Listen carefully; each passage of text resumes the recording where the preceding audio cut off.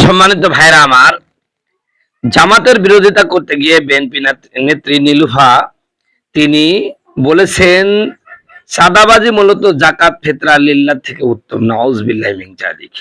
আর এই কথায় সুন্নি বক্তা গিয়াসউদ্দিন তাহিরি প্রতিবাদ করলো। আমাদের কওমি ঘরানার উলামায়ে কেরাম চুপ কেন বুঝলাম না। বললাম তো চাঁদাবাজি তো বেটার আপনার জাকাতের চেয়ে, ফিতরার চেয়ে, লিল্লাহর চেয়ে। আমি আবারও বলছি, নাউজুবিল্লাহ, জোরে কর না।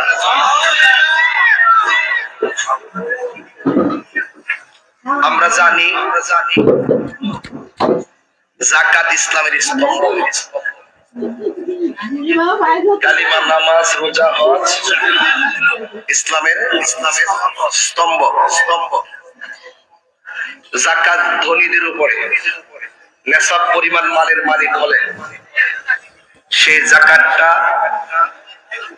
গরিবদের মাঝে বন্টন করে দিতে হয়। যাকাতের সম্পদের উপরে গরিবের অধিকার আছে। আর বড় লোক যখন নেশাব পরিমাণ মালের মালিক হওয়ার পর যখন সে মালের যাকাত প্রদান করে, তার সম্পদটা পবিত্র হয়। কথা বলেন ঠিক কি? আর চাঁদাবাজি এটা জুলুম, অত্যাচার। খালিদ সাইফুল্লাহ আইবি, মুফতি রেজওয়ান রফিকি, তারপরে হচ্ছে জমিয়তুল উলামায়ে কেরাম, কওমি যারা বড় বড় আলেম আছেন যারা ফতোয়া দেন, মুফতি রেজাল করিম আবরার সহ যত বড় বড় যারা ফতোয়াবাজ রয়েছেন, আমি বুঝতে পারলাম না যে আপনারা মুখ খুললেন না কেন। ভাই, জামাতের সাথে আমাদের বিরোধিতা থাকতে পারে, কিন্তু জামাতের প্রতি যে অন্যায়টা হবে, জামাতের বিরোধিতা করতে গিয়ে যখন কোরআন সুন্নাহর বিপরীত কথা বলবে, আল্লাহ এবং আল্লাহর বিধানকে বিধাঙ্গুলি দেখাবে, তার সাথে তো আমাদের কোনো আপোষ থাকতে পারে না, তার সাথে আমাদের কোনো কম্প্রোমাইজও থাকতে পারে না। আমাদের উচিত ছিল যে এই মহিলাকে সংশোধন করে দেওয়া এবং বিএনপির প্রতি চাপ প্রয়োগ করা, যে অনতিবিলম্বে এই মহিলাকে বিএনপি থেকে বহিষ্কার করা হোক। আর যাকাত ফরজ বিধান, আর এটা হচ্ছে গরিবদের হক, বড় লোকের উপর। যদি নেশাব পরিমাণ মালের মালিক হয় তাহলে তাকে যাকাত দিতেই হবে, এটা ফরজ বিধান। আর গরিব সেটা নিবে, তার জন্য এটা নেওয়া জায়েজ, কিন্তু বড় লোককে দেওয়া ফরজ। গরিব নিলেও নিতে পারে, না নিলেও না নিতে পারে, কিন্তু এটা গরিবের হক। আর চাঁদাবাজের জুলুম কিভাবে যাকাত থেকে উত্তম হতে পারে? এই মহিলাটার বিরুদ্ধে দেখলাম আমাদের কওমি আলেমরা চুপ। কেন চুপ সেটাও বলি, যে কওমি সুন্নি বক্তা তাহিরির মুখ খুললেও আমাদের কওমি ঘরানা আলেমরা মুখ খুললেন না, সুস্পষ্ট ভাবে এটাকে কি করে থাকলেন, চুপ করে থাকলেন। এর মূল কারণ হলো মূলত জামাতকে অ্যাটাক করেছেন। আমরা ওই যে রকম আমাকে তো বলছে না, আমার শত্রুকে বলছে, সুতরাং আমি কেন কথা বলবো, এইরকম একটা অবস্থা হয়ে আমাদের কওমি আলেমরা চুপ আছেন। দ্বিতীয়ত আর একটা কথা হচ্ছে, এখন বর্তমান হেফাজতের নেতৃত্বে যারা সবচেয়ে বেশি ভূমিকা পালন করছেন তারাই কিন্তু বিএনপির সাথে আছে, এবং তাদের দলের লোক এই কাম করে ফেলেছে।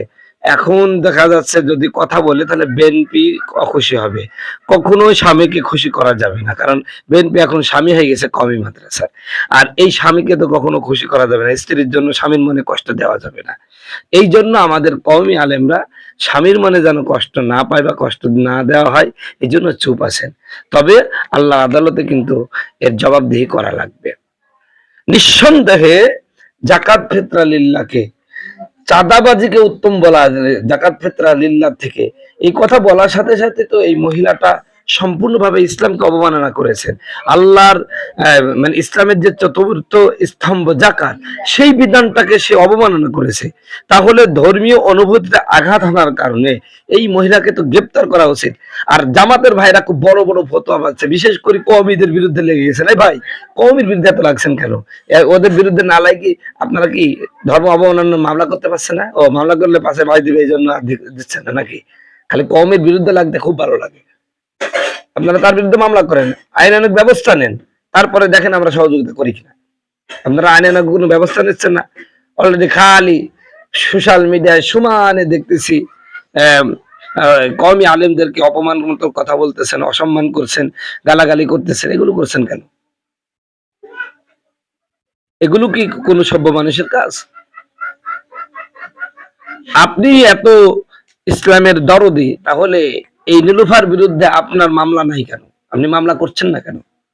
নিঃসন্দেহে ফায়দা লুটতে চাচ্ছেন, মানে আপনারও রাজনৈতিক ফায়দা নিতে চাচ্ছেন।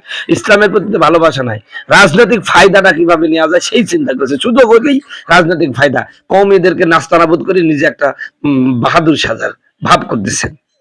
এই জন্য বলতেছি, ওই হচ্ছে কওমি আলেমদেরকে এই ছবি দিয়ে তাদেরকে বিভিন্ন ভাবে চুপ কেন, এখন কওমিরা ভাত বন্ধ হয়ে যাবে এই জন্য চুপ, এই সমস্ত ফটোকার্ড না বানাইয়া কট্টুক বাপের বাদা কতটুকু ইসলামকে ভালোবাসো, নীলুফার বিরুদ্ধে একটা মামলা করো, দেখি কট্টুক পারো, তাহলে কে বুঝবো তুমি কতটুকু ইসলামের ভালোবাসা তোমার মধ্যে আছে। আবার বলছি, কওমি আলেমদের মুখ খোলা উচিত, এই ব্যাপারে চুপ থাকা কখনো জায়েজ হবে না। এই মহিলাটা অত্যাধিক মানে পরিমাণে উচ্ছৃঙ্খল ব্যবহার করতেছে, বর্তমান তার ভাষার কোনো ব্যালেন্স ঠিক নেই।